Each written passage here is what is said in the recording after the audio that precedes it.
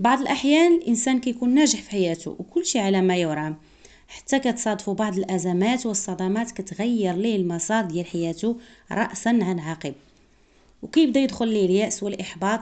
ولكن بمجرد ما كيعرف القيمة ديالو أن كاينين الناس اللي كيحبوه كيعاود يحيا من جديد. وخير مثال ضيفة الحلقة ديالنا اليوم سلطانة الطرب المغربي لطيفة رأفت.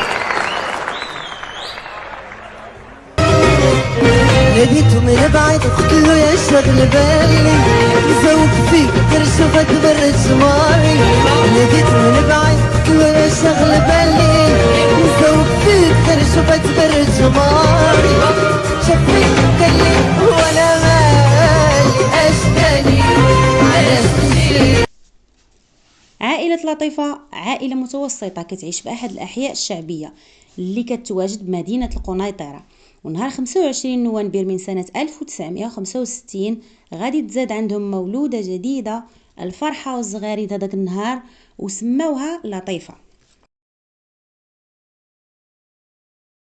اللطيفة ملي غادي تحل عينيها غادي تلقى راسها عزيز عليها الغناء، وفين ما كتكون شي مناسبة عائلية كانت كتغني فيها. وغادي تسجل اول اغنيه ليها وهي مازال مراهقه عندها 17 سنه، وهذه الاغنيه هي موال الحب. شنو هذه الاغنيه سميتها؟ موال الحب. موال الحب.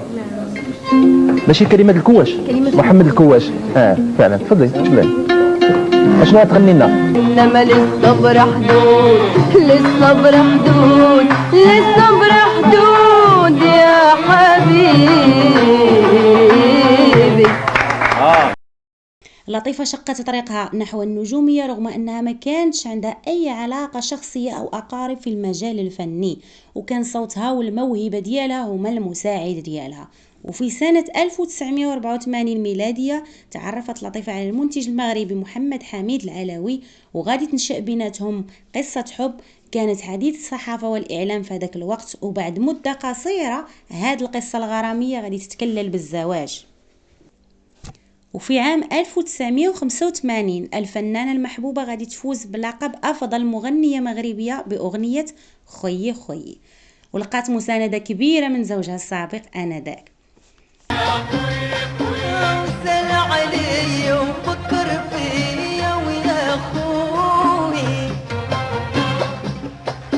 ومن بعد هذا الفوز الفنانة المغربية غادي تربع على عرش الأغنية المغربية، وغادي تقدم أغاني ناجحة كأغنية مغيارة، وأنا في عارك يا يما، ويا هلي عشراني، والقائمة طويلة.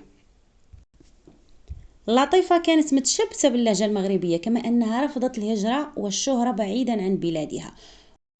وفي عام 1993 غادي تبدا المعاناة ديال لطيفة رأفت، وتعرضت لعدة مشاكل وصدمات بسبب طلاقها، وتصابت كذلك بالشلل النصفي، وهذا الشيء كامل أثر على مسارها الفني بواحد الشكل كبير، واضطرت للابتعاد عن المجال الفني مدة 3 سنوات، حتى ولات كتخاف من العودة بسبب أنها كتظن بأن جمهورها انساها. ولكن بعد ما ظهرت في سهرة بمدينة وجدة واستقبلها جمهورها بكل حفاوة، ومن هذه اللحظة بالضبط رجعت الفنانة المحبوبة لتطرب مسامع عشاقها في المغرب وخارج المغرب.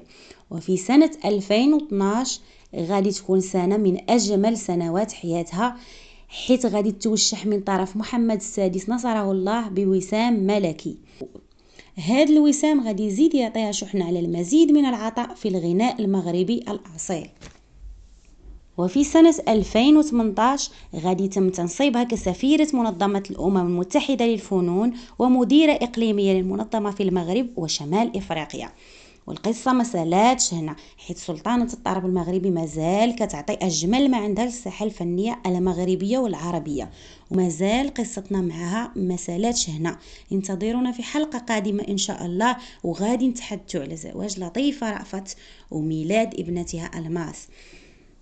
وهنا غادي نقول لكم مع السلامة وشكرا على حسن الإصغاء، ونتمنى تعطوني التعاليق ديالكم سواء كانت إيجابية أو سلبية، فأنا كنتقبل جميع الآراء. شكرا للجميع.